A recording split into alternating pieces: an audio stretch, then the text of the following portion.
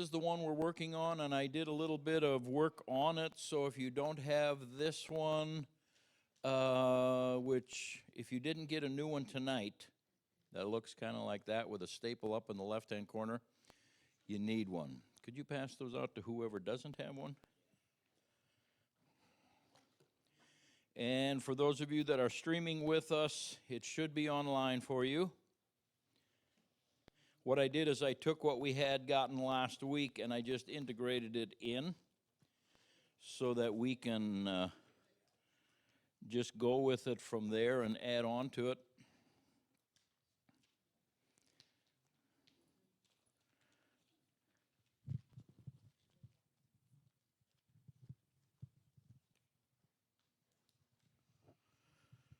All right. How many went through and finished this one? Anybody? Okay. I was hoping that we'd have a few of you that did it, just to see what you came up with.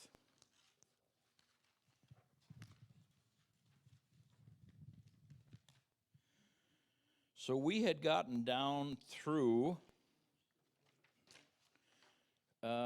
let's go to the scene 3 in bottom of page 2. We'll read it again. We had gone through some of that, but we didn't get through all of it. Scene 3, bottom of page 2, and they are printed front and back. It says, I was in a fair-sized bedroom on the right side of the room. One of the dogs got in and started to chase me. Then 3 more got in. I started to hit them with a green and blue pillow. Once I hit them, I threw the pillow on the floor.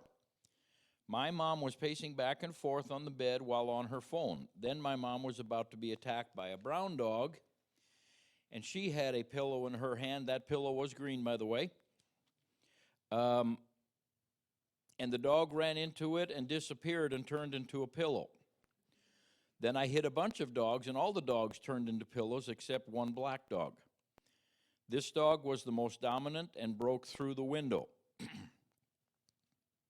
After I hit it, it turned into a set of keys hanging on the wall, a green lanyard with white writing, and 2 silver house keys. So the bedroom, new scene, we're in a bedroom. Bedroom speaks of intimacy, privacy, union, evil covenant. These are the things we came up with last week. Right is the favor, the direction of favor or authority, power. 1 is beginning. 3 is solid, real, substantial. To hit them is to offer resistance. Green is creation or new, renewing, to prosper, growth. Blue is divine revelation. Pillow is to rest in faith, covering of the heart. The 1 pillow was thrown on the floor. And let me see here, once I hit them, I threw the pillow. I'm not sure what color pillow went on the floor, because that would give us an added detail. But I don't know if it was the green one or the blue one, because the floor speaks of the foundation or an area of sorting and purging.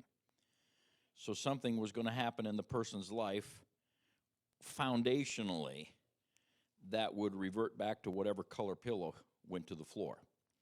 Pacing speaks of anxious or worry. The bed, something was conceived or started in the bed. That was the conclusion we came to last week. Mom's pillow was also green, and that's as far as we got. So my mom was pacing back and forth while on her phone. What does phone mean?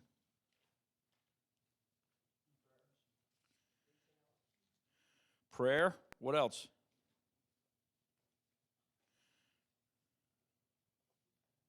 Where's that it? Did you find it in the book?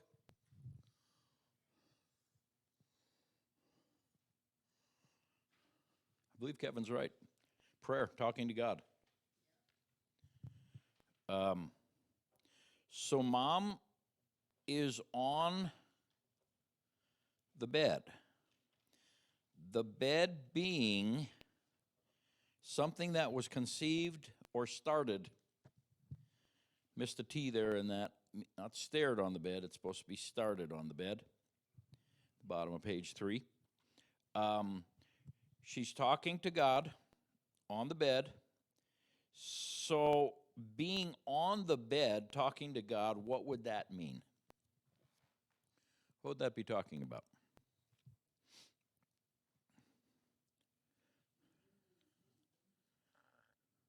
Yeah, we got the phone part. Why the bed? Why isn't she on the floor talking? Why wasn't she outside talking to God?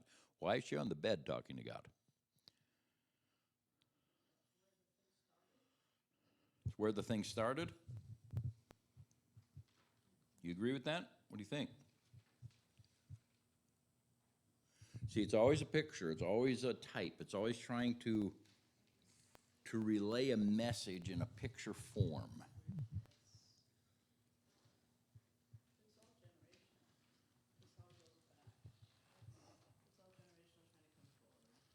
Maybe. Did we ever totally, the thought there was it's all generational, it all goes back. Did we totally secure that last week, that this is all generational? I thought so too. Yep. So let's go with the thought it's generational. Go ahead, Kevin. So, I mean, my only thought is that wherever somebody would be talking on the phone, praying, would be related to where they are. So I would take that as she's dealing with that issue in prayer, either repenting or praying about it or being aware of it. Yep, So I'm with you. I think you hit it right on the head. The reason she's on the bed is the issue where this thing started. This is the groundwork. So she is standing on the problem, trying to deal with it in prayer.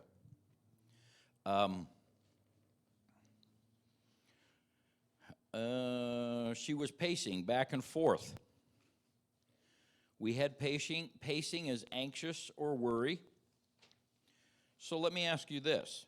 We know now that the phone is dealing with prayer or talking to God. The bed is dealing with the issue that needs to be dealt with. We're solidly planted on this is what we're dealing with. Do we still think pacing is anxious or worry? Okay, so she's praying. See, I don't totally agree, just so you know where I'm coming from. She's praying. Have you ever paced when you're praying? It's because you're anxious or worried? Okay, so why do you pace when you're praying? It could be anxious or worry. But what else could it be? We're going to need someone to do the mic for us as people have answers.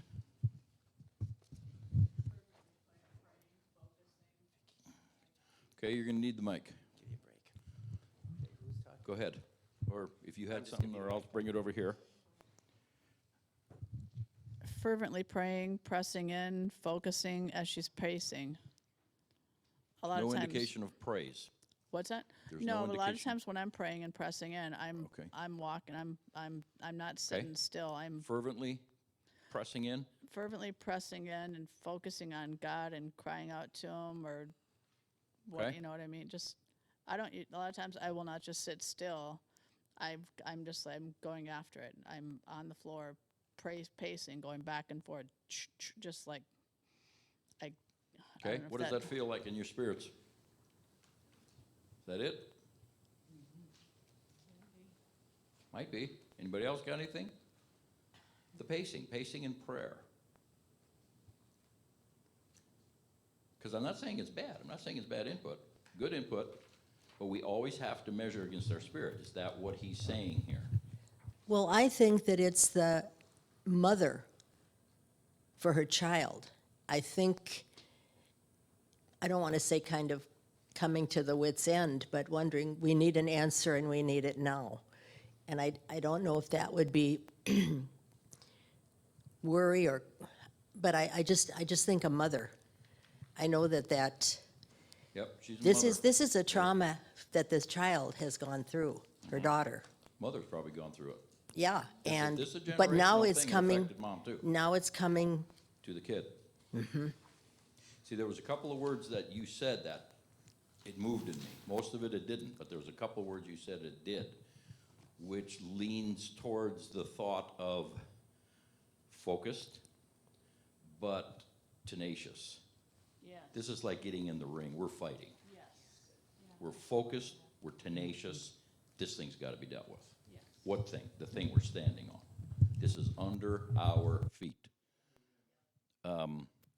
So add in, it could be, I mean, there's people who pray out of worry and anxiousness. It doesn't do a lot of good because it's not faith. But there's people who pray that way. But I'm going to add in focus, tenacity, possibly warring. Yep, we're going to end this thing. The concept of a mother seeing something that affected her, wanting to get on her kid, this mother's going to go after it. This is not a, oh, well, let's see how it turns out for her. No.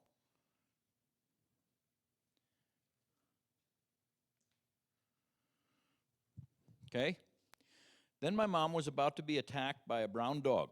Okay, so we've got the dogs. Let's go back and rehearse the dog thing. Because the dog, just to jump ahead a little bit, the dogs turn into humans, so to speak. So we've got to have a clear understanding about the dog here. Where was that at, where we talked about the dog? Did I forget to add that in? I don't think so. It was bulldog. Top of page 2. There we go, bulldog. Determined, tenacious, dangerous, or unyielding. Okay, so what would you say the picture of all these dogs attacking mom and the daughter? What is the picture of that? What is the dog? Because the dogs now play a very key role in the rest of this scene. What would, at this point, we might not be right. We might have to go back and adjust it a little bit. But what would you say the dogs represent? We got one up front here. For the whole thing, I've just got stirring in my gut, and I got it last week too, this is either incest, prostitution, or sex trafficking, or something on that line. Okay?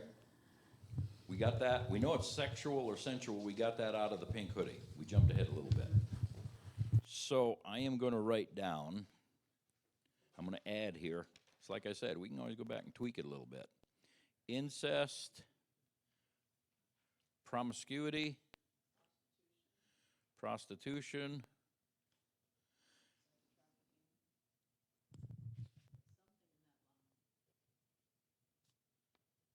sex trafficking, promiscuity. Yeah, got that one written down.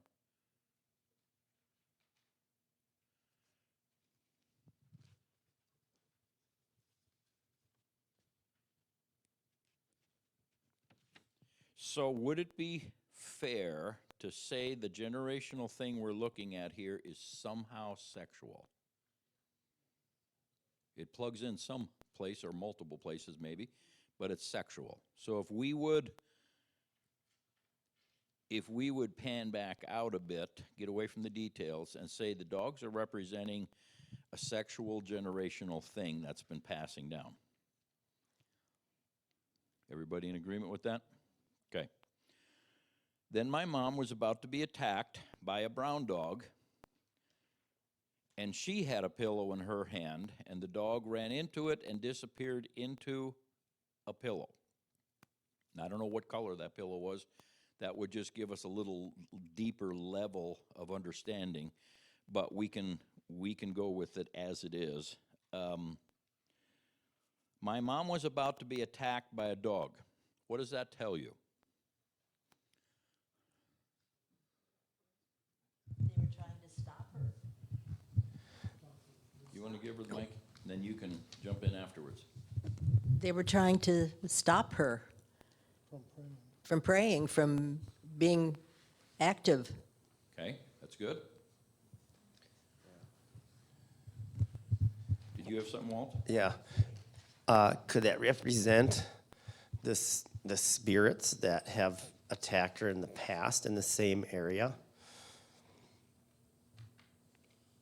In other words, have multiple meanings, not only the humans later, but the spirits as well. If the dog is sexual and something in the sexual realm, to stop her, let's reattack her.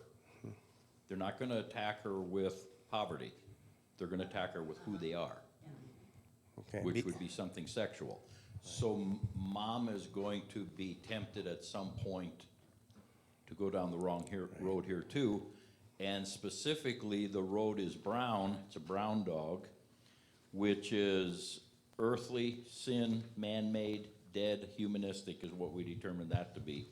So it's a sexual thing that is very man-made, very humanistic, very spiritually dead, earthly, which would mean it's not in the bounds of marriage or not in the bounds of God's blessing. It's dead. It's out of God's. Sexual things are not wrong or bad if they're in the confines of what God wants.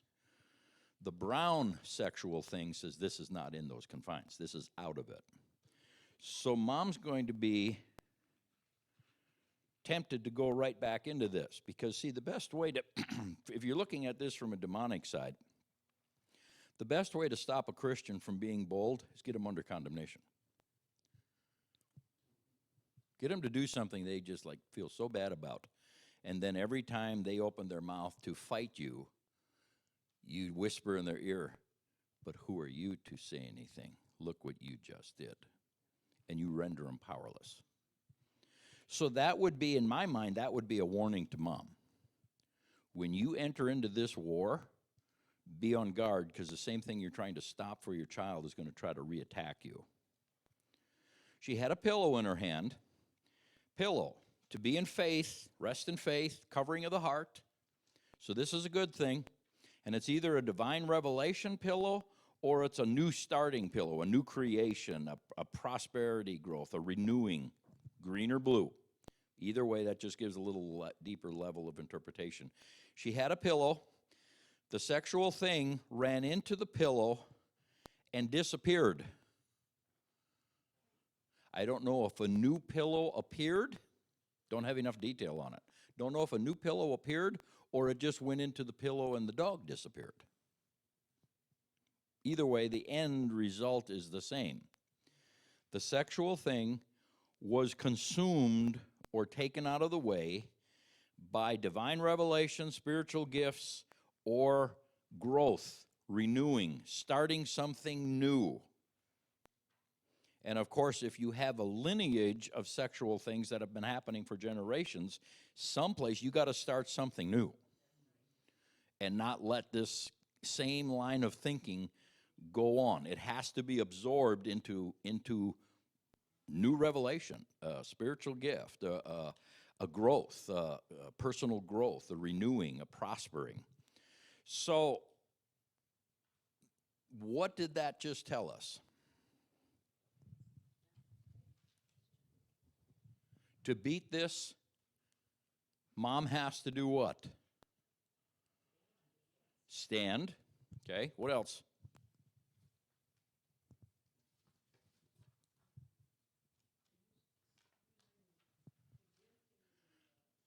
She needs some revelation. Yeah, revelation and the giftings and using them. Flow in spiritual gifts.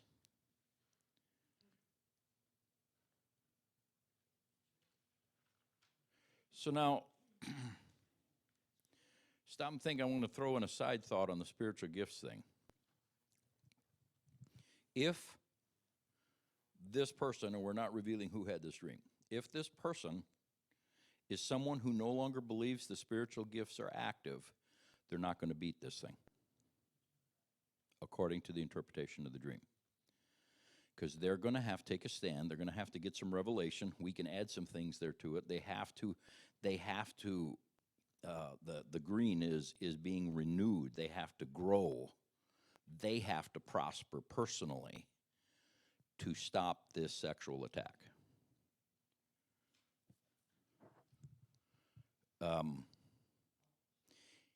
And there's spiritual gifts that are going to tie into that. So when you're dealing with spiritual things, It's more than binding and loosing in this dream. Or we're going to bind this thing up and it's going to stop. No, it won't. Not according to this. This thing's got to be absorbed in a pillow. What does that mean? There has to be some revelation, some spiritual gifts. We'd know exactly what it's talking about if we knew the color of the pillows that they were being absorbed into. And maybe they were both, which means you've got to have a balance of divine revelation, spiritual gifts. You got to start something new here. Renewing in my mind under green, renewing in my mind, demons are very easy to beat spiritually. You take authority over them and you kick them out. Demons are not the issue. Do you know what the issue is? What they've trained us to believe. The renewing of the mind. A demon can be gone in a prayer. Renewing of the mind can take a lifetime, depending upon how hard we work on it. Because if we continue thinking like the demon trained us to, even though the demon's gone, our life will not change because we're still thinking what they trained us to. We're still acting like they trained us to. So the renewing, there has to be a new beginning here. There has to be a new start in how we're looking at some of these things. Just a simple thing. Just a simple thing, because we had some things that I think when it comes to the sexual realm, because this earthly system is so enamored with sex, I don't think there's a family line that has escaped some form of something that's gotten into the line.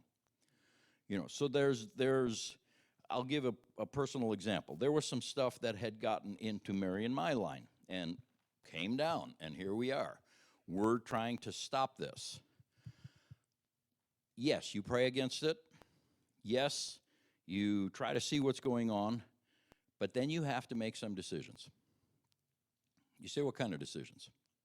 We did not let our little kids go play with the neighbors in secret, period, because that's where little kids get molested. We didn't let them spend the night unless we knew that we knew this is going to be okay.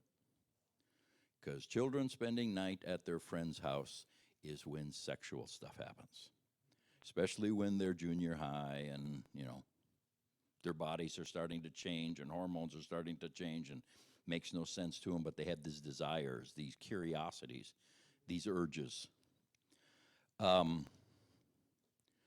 The whole thing of dating was not handled like it used to be handled, or even like other people handled it.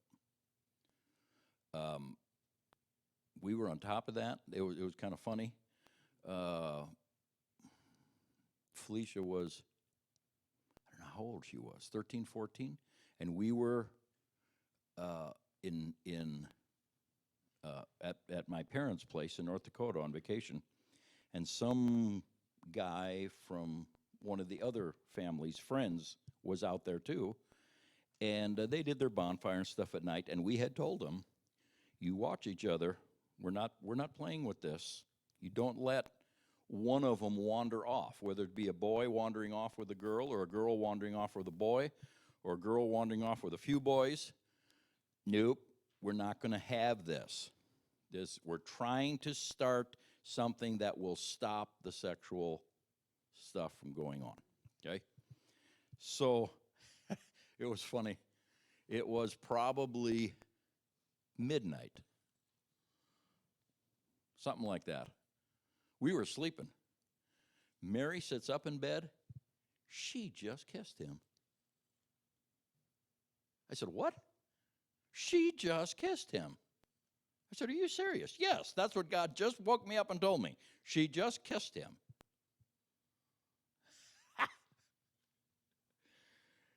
So she went and checked out what's going on, what's happening, this, that, and the other.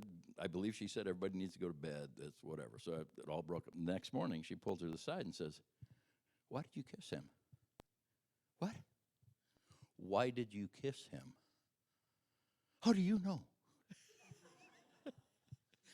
Because God told me. So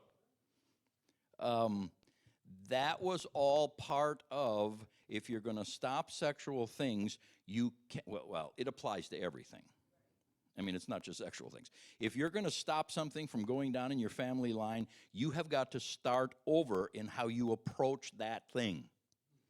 If you have alcoholism in your family line, for God's sake, stay out of the bars and get the alcohol out of your home. What the heck are we doing of, well, it'll just be a drink? You've got a spirit that's going to turn that drink into a drunkard. You can't just, well, we took authority over it. Well, good for you, but it's still going to do its thing. You have to renew the mind. So, in this particular one here, when it disappears into the pillow, that is more than just spiritual warfare. According to the definitions of green and blue, there's some major change that God wants to happen in mom and the daughter to absorb these sexual things and end them. Anybody got anything you want to add to that? This is work, yep. So this just came to mind in the midst of this discussion about them disappearing into the pillows. Two things. One is when in Egypt, when the sorcerers were going against Moses and Aaron, and Moses' snake swallowed their snake. The second one is Caleb talking about the giants in the land when they're going to go on the promised land, and he said, they will be bread for us. And I just kept started to get this sense, when they get absorbed, is there something even more profound going on there where somehow, not only are they swallowed up, but they become bread for us? Just a thought. It's a thought, yeah, I don't know. Good thought. I don't know. Anybody else got anything? Right over here. Walt? Well, this is more confusing for me because when I was reading that, then a bunch of dogs were hit and the dogs turned into pillows. I said to Ken, I wonder if that means they were converted, if that was a good thing they were absorbed into. Were they annihilated? Was that the end of them?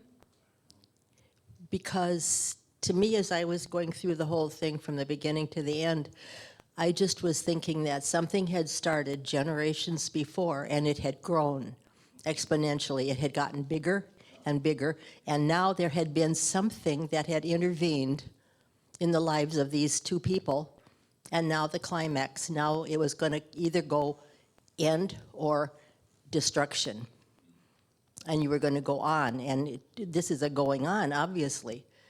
But I was thinking, well, when they were absorbed or they turned into pillows. So then they turned into a pillow.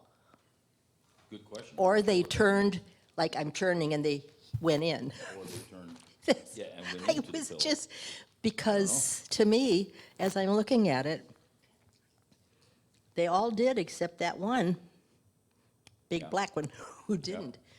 And that's a whole different issue there that's being shown. Good thought. Another one here. Just to share my experience with what she said, I mean, when I was dealing with my sexual stuff and got free of that, every victory turned into new growth and new encouragement to operate in the gifts and things. So, yeah, to me, that's just what kind of came into me is, yeah, send it to me, because now every time I get a victory, it's turning into something that's just pushing me further and further forward, because now the confidence is building and the trust is building and the faith is building and all that sort of stuff. So, Yeah, that's good. I like that. Because you can't beat something and remain the same. You have to change. You have to grow. If you remain the same, it's just going to cycle around again. So let's move on. One more sentence here. Then I hit a bunch of dogs, and all the dogs. So there was an attack going on here. Something that had strength, probably multiplied over the generations. They're all saying, we're going to take this mom and this child down, or this young lady down. So hit a bunch of dogs. All the dogs turned into pillows except one black dog. Now, this dog must have been outside and broke through the window and came in. This is the alpha. That's how I'm understanding the dream. This is the alpha. This is the leader of the pack. This, scripturally, we would call this dog the strong man. This is the strong man. We've been dealing with the lower level stuff. Now we've hit the strong man. What is it? What strong man? Let's just talk about that a little bit, explore that a little bit. Who or what's the strong man, and what's the significance of the strong man? Need to use the mic. Thank you. Sorry. It's just. No, you're good. I'm sorry. Is it just kind of like the foothold, like that you allow them to come into your space? My words aren't making sense. I'm sorry. Strong man. Strong man. Vicky, give a shout at strong man. What's strong man? A hold, yeah, he's got a strong hold, more so than just, Okay, just a regular one. A strong one would have you in a hold. that's true. But why would the strong man have a stronger hold? Right up front here. And when you get back in there, Kevin, can you turn that one down a bit? It's so noisy when it's. The strong man is basically the root. He's the leader of the pack. He's the dominant one. He's the, I don't know, like Satan's got his demons. So the strong man is the one who is controlling of the head of the pack of this realm, of this particular group of demons. Okay. Yeah. Okay? Anybody want to add anything to that? Put it in the terms of video games, he's the boss. He's the boss. Yeah. Okay. The one you have to fight at the end, that's the hardest to beat. The boss.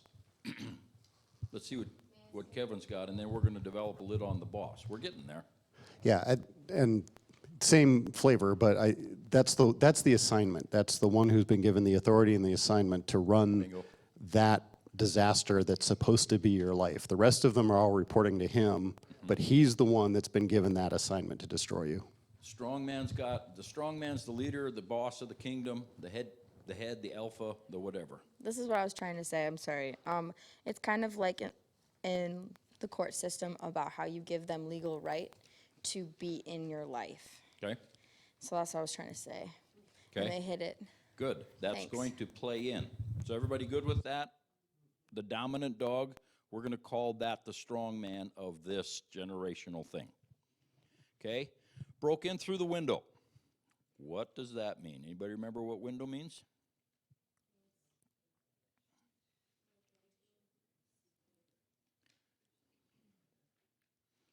Strong man. This dog broke in through the window. What does a window represent? If you don't know, you have to look it up. To be able to see, yes.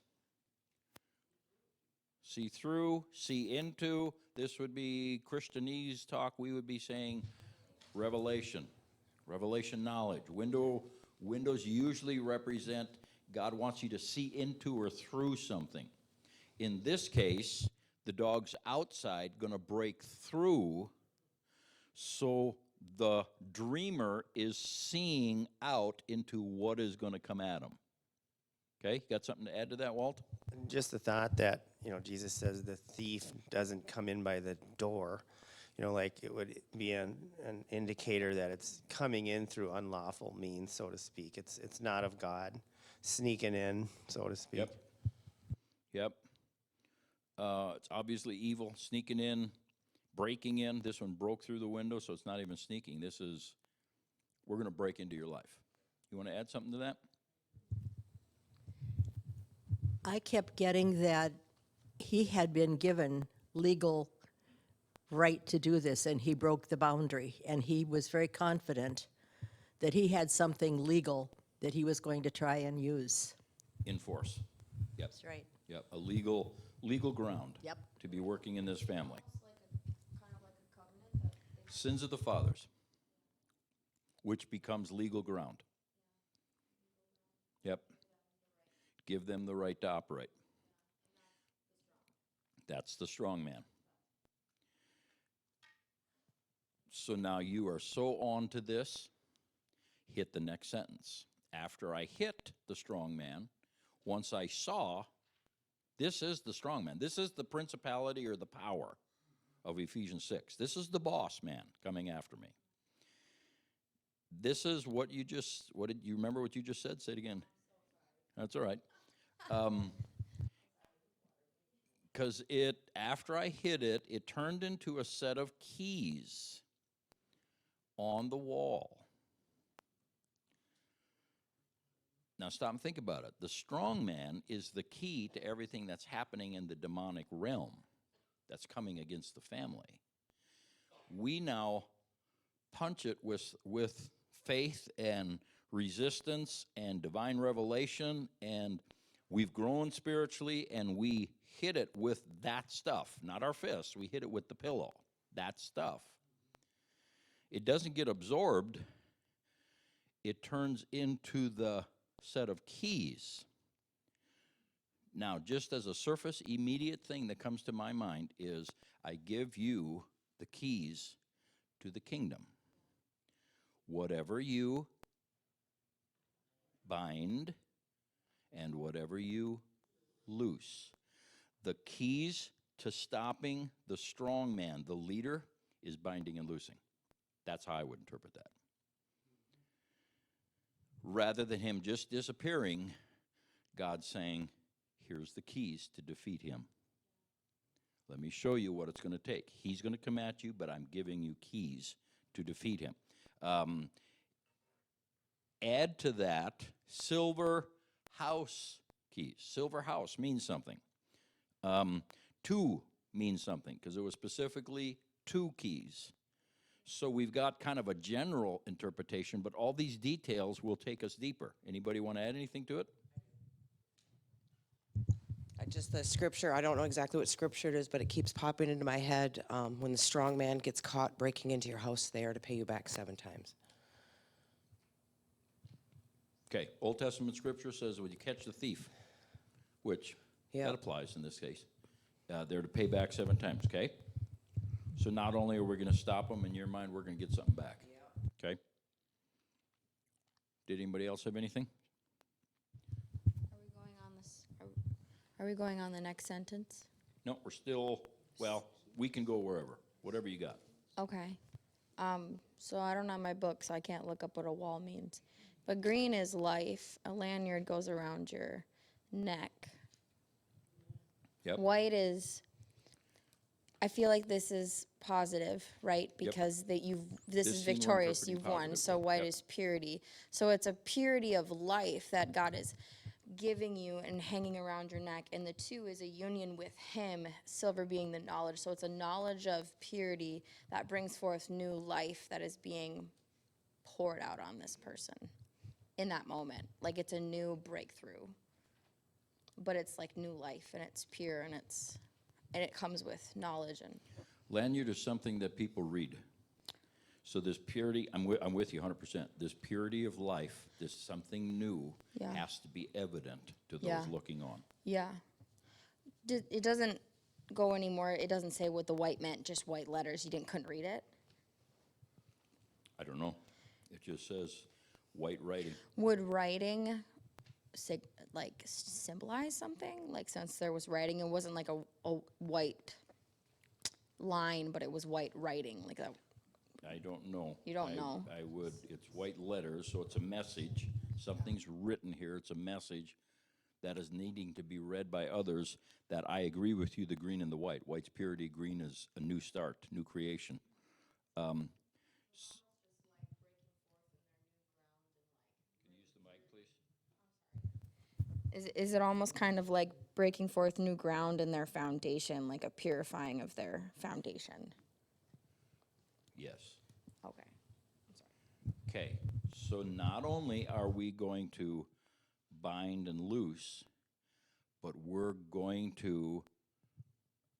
it's going to be visible to people. We are going to start living in a pure, new way. That's visible. This isn't hidden.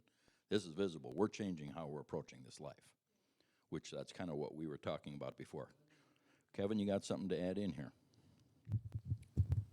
Yeah, so when I was looking up wall, the meaning that came to the meaning that stood out to me was limitation.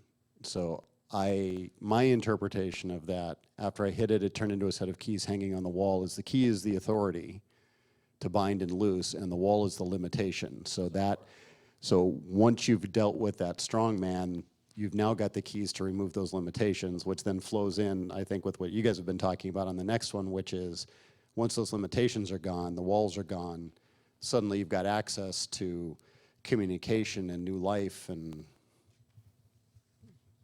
all that purity and everything. Those were the walls that were taken out, the things that were preventing that from being active. Ken, did you have? With the lanyard, a lot of times that has information on it identifying you have authority to be there. Yes. Yeah. If you're at a conference, they give you a lanyard that says you got the right to be there. Yep, it's your If you got identification. a certain writing on your lanyard, it means you're in charge of something. You're an usher, you're whatever. Yep. No, it's good. Good details. The number 2. See, now we got the picture. Now we're just filling in details to support it. Number 2. Number of division. In the negative, it's division. What is it in the positive? Is it unity? Okay. Are we sure? I didn't look it up. Number 2, let's make sure before we write it down and go, oh, we got it. Yes, we need a mic up here at the front. Well, this is what I got when I was looking at it. The 2, okay, that's a separating, but not in a negative way. The 2, silver means knowledge. The house keys, the house are the people. It's for each one of them. This is going to be for both of them.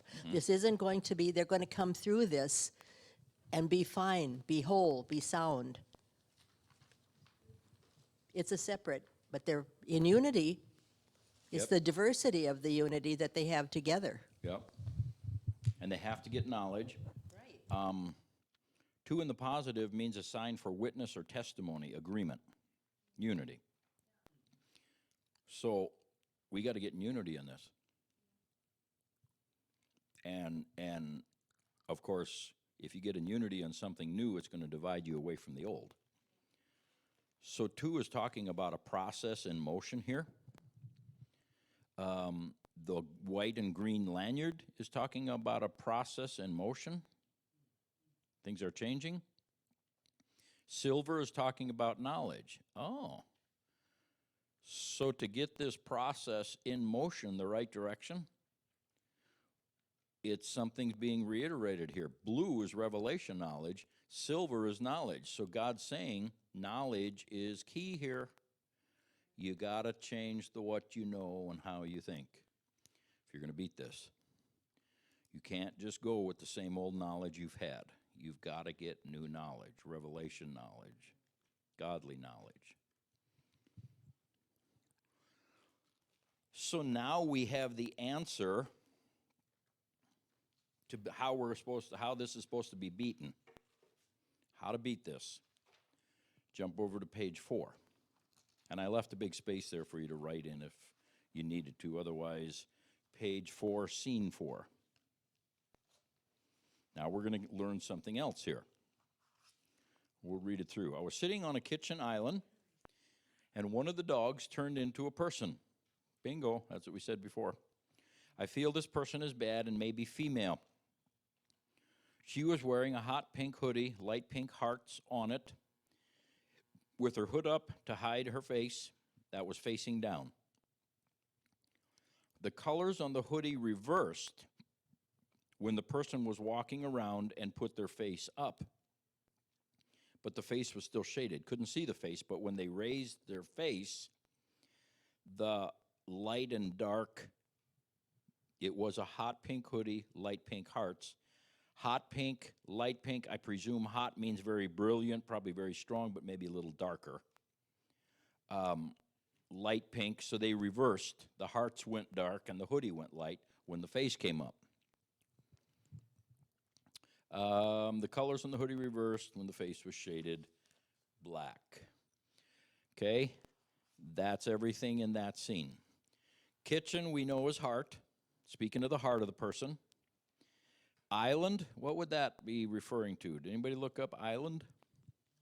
What is island?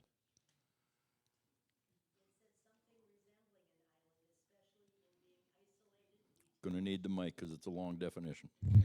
It's not a one-worder. It said, something that resembles an island, especially in being isolated, detached from surroundings, seeking to protect and separate from evil, negative attacks.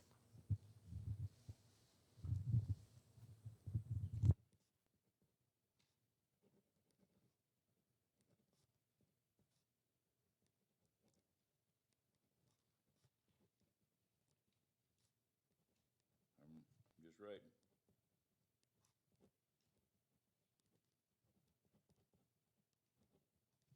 Island. My first thought would have been detached, isolated, alone. But the added part, seeking to detach and separate from negative, evil attack. So in the person's heart,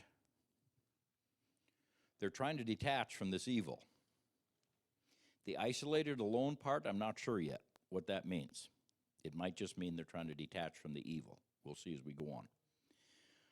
One of the dogs, so now we're not in the bedroom anymore, we're in the kitchen. Kitchen means the heart. So we went from the place where this thing was conceived, the bed and the bedroom, where this thing got its foothold, and it shows us what kind of it was. That's going to be reaffirmed here with the color pink. But now we went from that, we're standing on and against generational stuff to dealing with the heart. Okay? Catch that movement. Sitting. Sitting talks about something too. We're not running, we're not pacing, we're not standing, we're sitting. What does sitting mean? At rest, can be at rest. Anybody look it up? I presume sitting is in here. Sitting is like you're at rest and you're patient and you could waiting here. I'm going to look it up in the big book. Authority, finished work, rest, judgment, position, honor, doing business.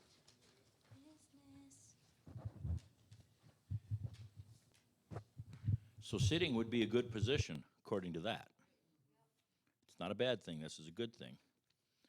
Let's see if I can find it here in this book. Sitting, authority. Yep, you just read out of that one. Okay. Finished work, rest, judgment, position, honor, doing business. Okay. So sitting's a good thing. We are in a good position of authority.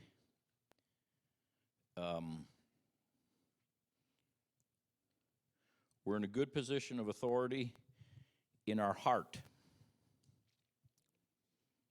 detaching from the evil. So that to me just that first part there would say we've made some progress. And lo and behold, here comes another dog. They don't just quit right away. One of the dogs turned into a person. Ooh, this is a new thing. They didn't do that before. It's a new thing. I feel this person is bad and maybe female. Okay? Why would a sexual thing, this is an easy one, so I'm going to try to lead you into it. Why would a sexual force depicted by the dogs, the generational stuff, the sexual stuff that passed down, why would a force turn into a person?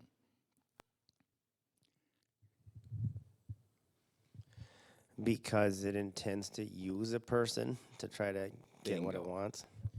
We beat the force by itself. So the temptation, the driving inside of us, the flesh longing for this stuff or whatever, we beat it. We're sitting, we've got a good posture in our heart, and we're isolated from this stuff. We beat this evil. So if you're an enemy and you just beat them when they're attacking from this way, what do? You come from a different direction. You don't just keep hitting the thing they already know how to beat you with. So now we're going to take a person, and the dog turns into a person. So now we're going to take a human being who is sensual, sexual, driven by these same maybe generational things, maybe not in your family line, but in theirs. and we're going to use them. She was wearing hot pink hoodie. Hot pink is flesh, sensual, immoral, passion, lust. Light pink hearts. I'm presuming that's just referring to the heart. This is down in the person's heart. Hood up. A hoodie is a form of a coat. It's a covering, can be good or evil. Well, in this case, it would be evil. Hooded means blinded mind, veiled heart, covering or hiding something, dishonor, shame, needing Christ. So we've got a, sad to say, I was going to say we've got a non-Christian here, but it may not be, not in our age. This could be a Christian who's got all these problems, just like the person got over some was a Christian. Now we've got a new Christian all locked up in all these problems coming into the scene. The face is hidden. What does face represent in Scripture? Face. When you're in somebody's face, you are in their presence. Bingo. Scripturally speaking, if I do this to you, you are no longer in my presence. You have to be in my front, my face side, to be in my presence. So here we've got somebody hiding their presence. They're facing down. Why would they do that? Because they don't want you to see what they're bringing. They're hiding what's going on inside of them. They're hiding what they're carrying. The dog in them does not want itself revealed to you. We're hiding. When we do come up, there's a change in how we present ourselves. The dark goes light, the light goes dark. So there's a change, but we're still hiding. We still can't see the face. It's still shaded. So what this screams to me, watch out for any female friends. It just screams that to me. Watch out for any female friends who are going to try to get into the dreamer. The dreamer is the one sitting on the kitchen island, trying to get into the dreamer's life very innocently. Be careful. And you don't want to get paranoid, but you need to use some discernment. And get a good feel of the friends. Don't just say, oh, they're friends. Let them hang out together. This could be the dog in the friend, trying to drag the young lady back into the sexual stuff via human interaction. So now with that in mind, the last one's really easy. We beat the spiritual force, so now we're going to work through human, specifically female, probably represents female. Scene 5. I went to the front entrance of the house. So now we're going to open a door to us. House means us. House means the two people, specifically the dreamer. I went to the front entrance, the front door. We're going to open a door, and a black man in a red hoodie with red Nikes came in. Oh, no. This is bad. We opened the door, and this demonic thing is coming in a different way. And here's the key to it. The dreamer opened the door to their life.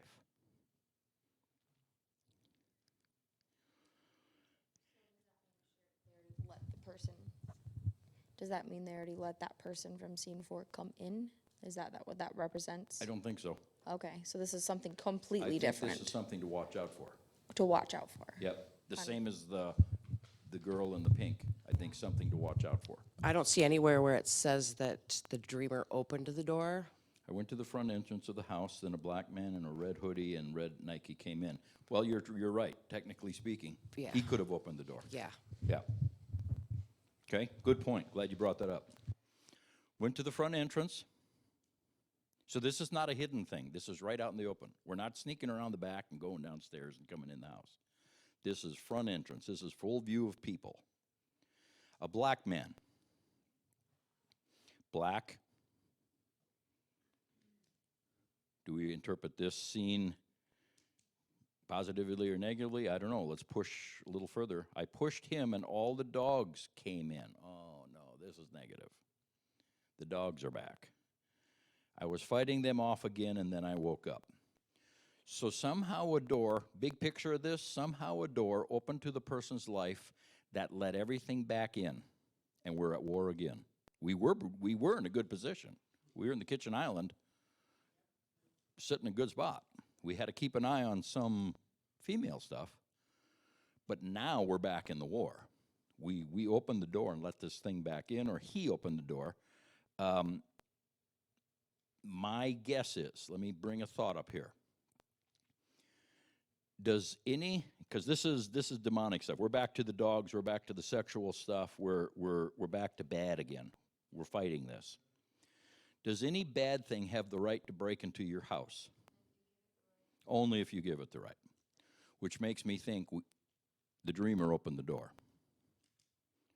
Because there is no weapon formed against me that will prosper. Unless I open the door and say, oh, come on in, I like you. Or I open the door and go, oh, no, and I don't close the door. And I'm standing there with the door open, and boop, they run me over. The mistake is, and it doesn't say it, but my guess is the mistake is the dreamer opened the door to a black, got to interpret that negatively, an evil man. So now, is man there literal? Is man a type? Could be mankind, it could be human, it could be whatever, but I tend to go, that particular spot, man may be literal, the way woman was literal. You got to watch out for females, you got to watch out for males. Need a mic. Sorry. Red is rage and anger. Red is rage and anger. Red hoodie, so it's hidden. It's a covering of it. And red War, Nikes. Now, I don't know what Nikes means to the dreamer. Well, it says, here it says red garments, so if they have red. Okay. If you have red garments, it means a person of the flesh. Okay, person of the flesh. That's good. They're covered. They're covered with rage and anger. It's of the flesh. That's good. I like that. You got something else to throw in? We'll use the mic. It just seems that this is a presence that does not want to quit, that somehow has some kind of a legal entrance. There's something, I don't know if there's going to need to be some deliverance involved here, Maybe. if there's going to have to be some change by someone above them in this situation in authority, because they're obviously going to have to, I don't want to say be paranoid, but be on watch. They're going to have to watch because everything is going to be changing now. This is probably the last generation, and the daughter was getting it. It's got to be cut off. It's do or die in a sense at this point. Yeah, we're fighting for our life here. Yeah, Yeah. and generations to come. Yeah. And I don't know if there's still innocence there and not understanding exactly where there's going to need to be an authority figure over who can work with this. Yep, I can see that. I think this last scene is definitely a warning scene. I think scene 4 was a mixture of saying, hey, you're in a good spot now. Hold this. Be careful not to be deceived by the hooded girl, the hooded woman. And see, a hooded, it wasn't a girl, it was a hooded woman. So that could go any direction. You know, we just said, well, friends. What if it's a teacher at school teaching you about sexual stuff that in our culture, it's like we're looking at it and going, well, that ain't God. And they're saying it is. And they're trying to sneak back in with this thing. It's anything in the female realm I think you'd have to be careful for. And here it's anything in the male realm. Now, if this has to do with the dogs again, we know it's dealing with familiar spirits or generational stuff. Jesus said, and let's go back to what Jesus said about how this works. When you cast a spirit out, what happens? It goes wandering, wanders through arid, dry places, then comes back to see if it can gain access. How does it gain access? What gives it the right to access? What is it looking for? Does anybody remember what those words there mean? Clean, swept, and garnished, I think, the King James.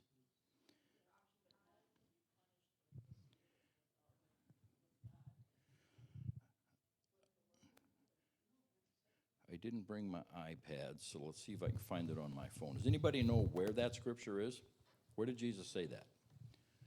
If not, we'll find it. Nobody does, evidently, so let's see if we can find it. Let's see if it'll come up with that word.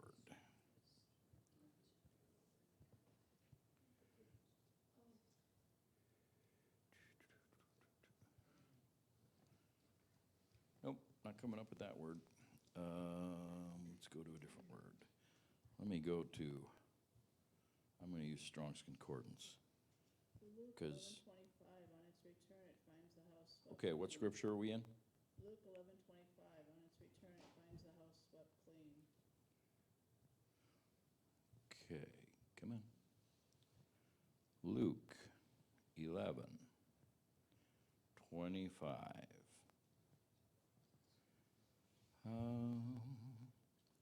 Now let me switch this to. Oh, there we go. He's got it on the board behind you. Okay.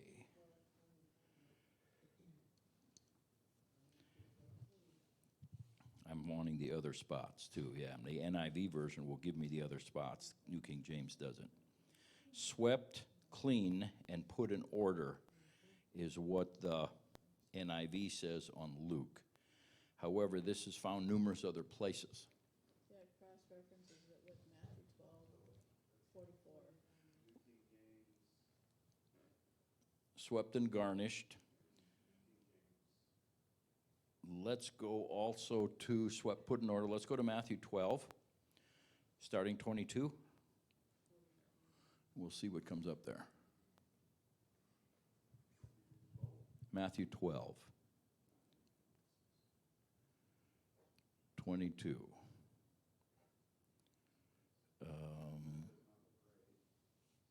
24. It says it starts at 22, goes 24 through 29, and then 43 through 45 in Matthew 12. It's also got something in Colossians 3:23. They were brought him a demon-possessed who's blind and mute. Okay, 24, Pharisees and prince of demons, every kingdom divided against itself. A fight dry about demons, verse 28. How can anyone enter a strong man's house, carry off his possessions, except he bind the strong man? No, that doesn't look like the right spot. That's talking about the same thing. How about Luke 11? You got Mark 3. I'll go there first. Mark 3, verse 23 through 27.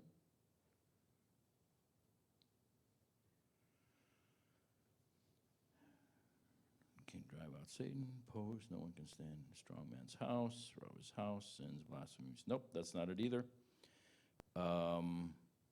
Luke 11, 17. Let's see if that's it.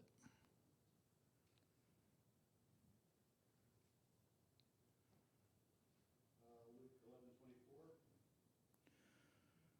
When an evil, yes.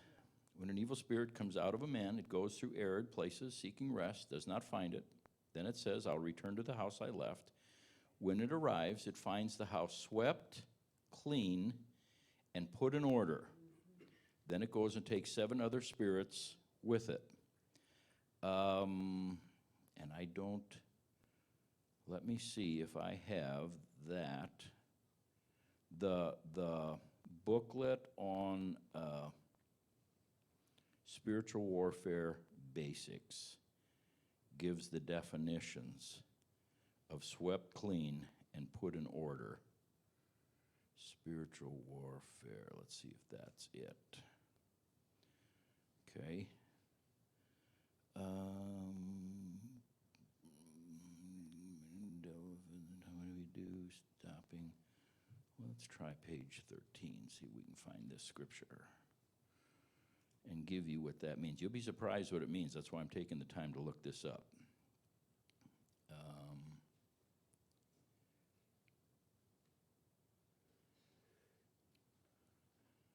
Let me lay my mic down and see if I can find this.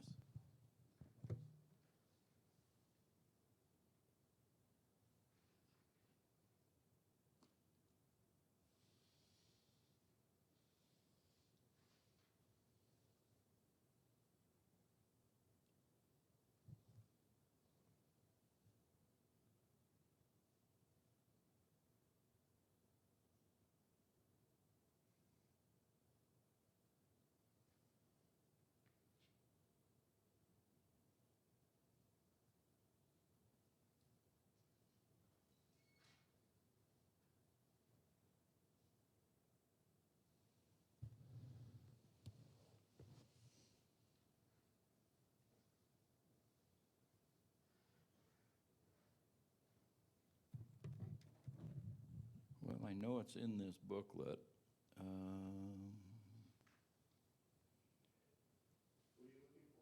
I am looking for the definitions of garnished, swept clean, put in order.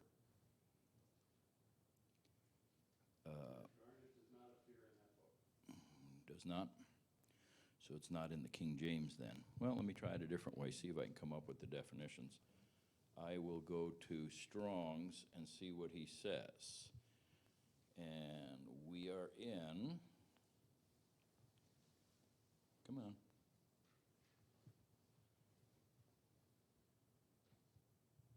What's the scripture we're in? Luke 11?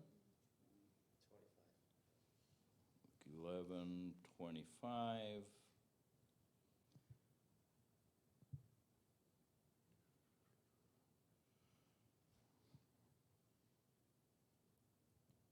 Okay.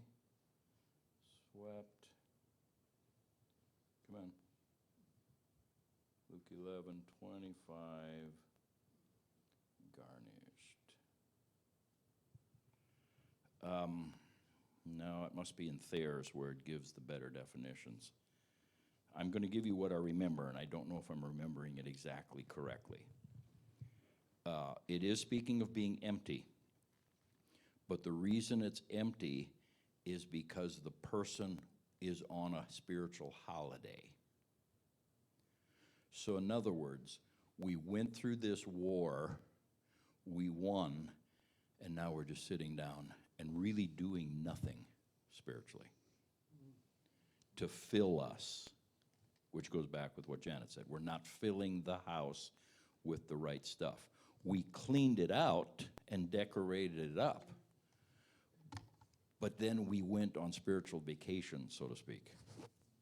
And rather than filling it, getting into the Word, getting the new knowledge, getting what we need, rather than filling it, we were just happy that this demonic thing was gone. And we didn't follow through and take possession and fill this house, which gives them the room to look in and go, oh, look at here. They're not on guard. The house is empty. Look how clean they made it. But they're all relaxed spiritually. Boom, back in we go. The point Jesus is making in his story is just because you get them out, now is the time to grow. Now is the time to develop spiritually. Now is the time to fill yourself with the Word. Get new revelation, get new understanding. Don't go, oh, they're out, thank God, and go back to a non-engaged spiritual life. Because they will eventually come back around and look for a way back in. And if you're not on guard, they're coming in with 7 worse ones. That appears to be what's happening right here in scene 5. And my guess is they're coming back in through a male, human being. This could be dealing with the young lady getting involved with the wrong boyfriend. Somehow this is a willful thing on her part, because demons don't have the right just to break down your door and come in. Somehow this is a willful thing that was opened in the lady's life that allowed them to come in. This could be a boyfriend. This could be a perpetrator trying to turn the person into a victim, and they gave too much room emotionally, mentally, and boom, they got in on them. I don't know what or who this is, but I think what it's screaming is, don't relax. You were in a good position.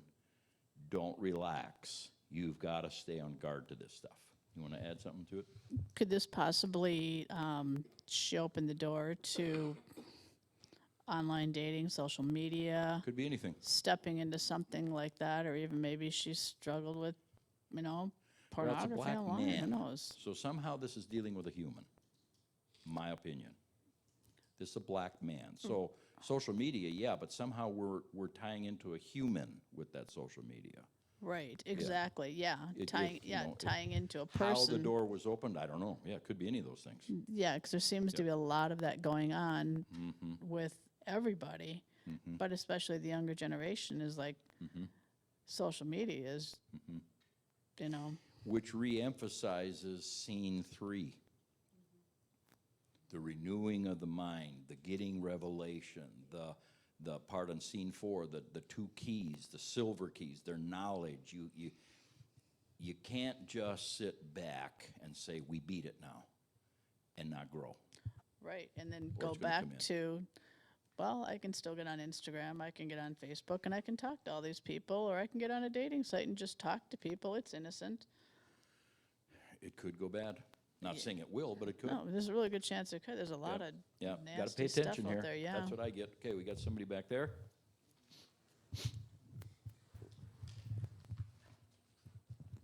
I just want to add that she pushed him, so she Yep, recognized resisted. it. Yep. She resisted, and she Resisted. goes, "Wait a minute, I know this one." But it was So- too late. Yeah, but I mean, so in a way, it's kind of a good thing that she recognized it, other than the fact that she opened it Was or too late. allowed it. Yep, got But back at in the least she house. recognized it, right? So it's in a way, it's like the beginning of a fight. Yep.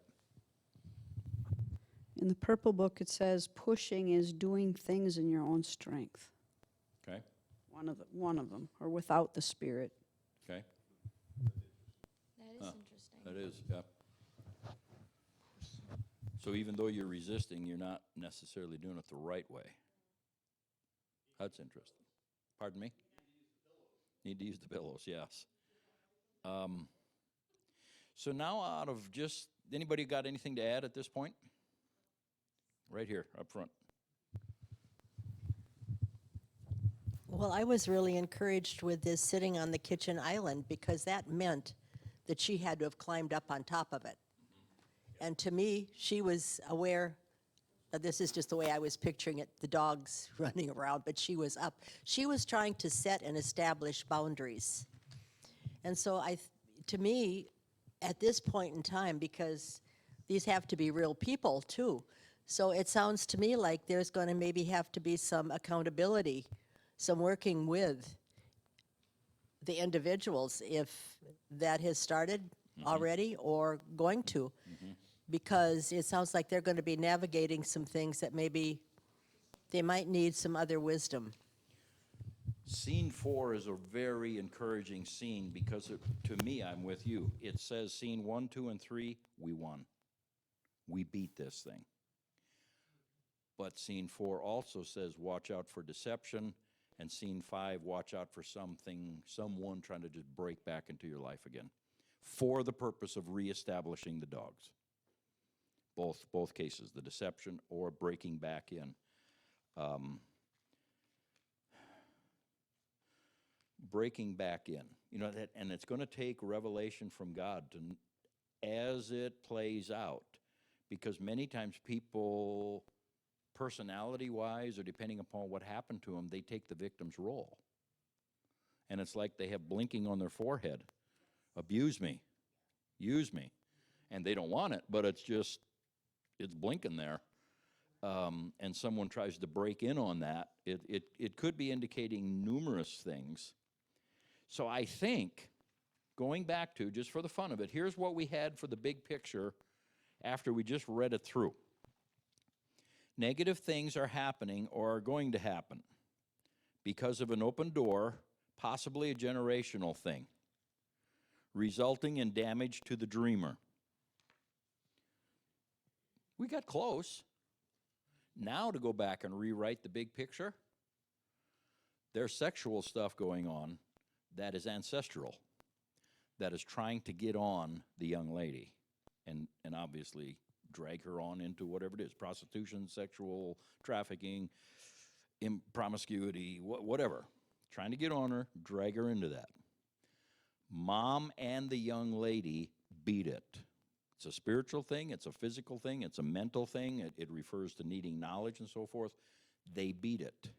Once it's beaten, keep your guard up, because it's going to try to come back in various ways, deceptive ways, forceful ways. It's going to try to come back. That's the big picture in my mind. And it says, all the details say how you beat it, the green pillow, the blue pillow, the keys, silver keys. It's all those are details of how you beat it. But the big picture is you're going to beat it. If you stay on the phone with God and stay focused, stay tenacious, you're going to beat this thing. Once you beat it, don't relax. Stay on guard, because it's going to come back around and try to hit you again. Anybody get anything different kind of for like the big picture?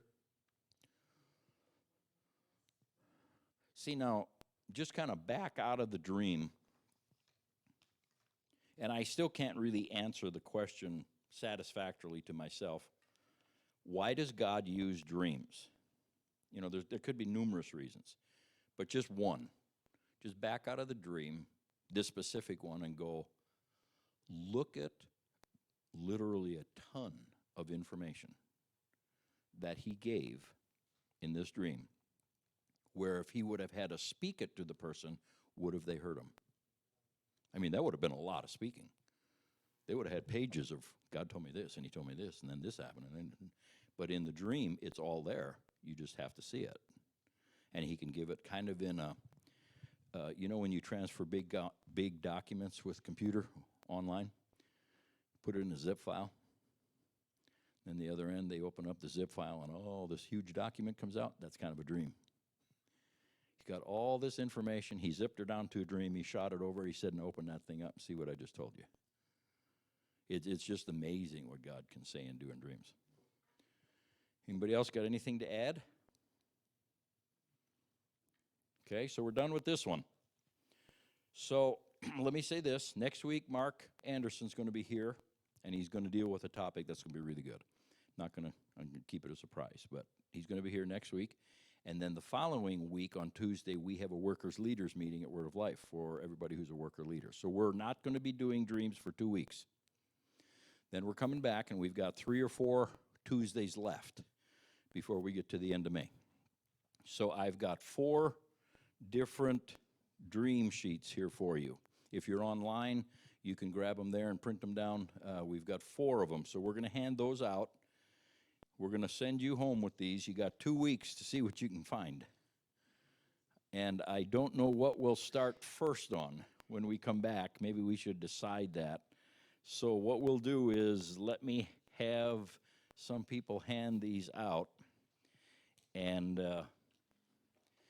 then we will pick what we want to work on first and second.